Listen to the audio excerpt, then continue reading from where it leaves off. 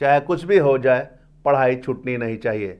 छात्र शिक्षा और पढ़ाई को लेकर किसी भी स्तर पर रिस्क उठाने को तैयार हैं।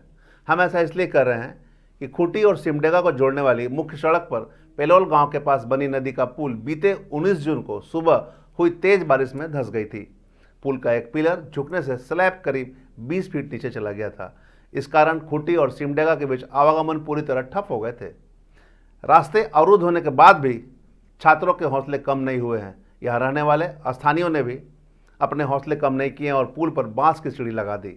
अब इस बांस की सीढ़ी पर चढ़कर लोग पुल पार कर रहे हैं। पुल टूटने की वजह से सबसे ज़्यादा परेशानी स्कूली बच्चों को हो रही है।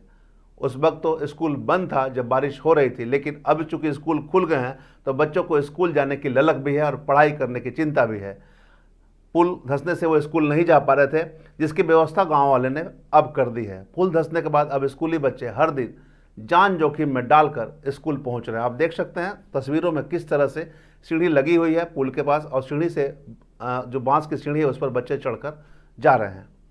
बच्चे के अभिभावक अपने बच्चों के उस टूटे हुए पुल तक लाते हैं और यहाँ से एक अस्थायी बांस की 20 फीट ऊंची सीढ़ी के सहारे बच्चों को पुल के नीचे उतारा जाता है।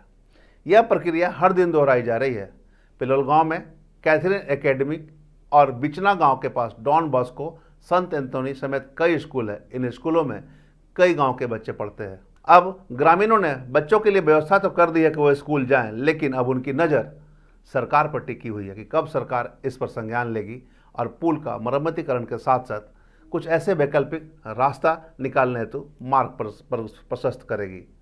कई तरह के सवाल ग्रामीणों के पास भी हैं, कई तरह के सवाल बच्चों के पास भी हैं। क्योंकि जो छात्र स्कूल जा रहे हैं उन्हें तो स्कूल जाना है, लेकिन जिन्हें व्यवस्था करना है उनकी व्यवस्था कब धरातल पर होगी और कब आवागमन सुचारू होगा, यह देखना होगा।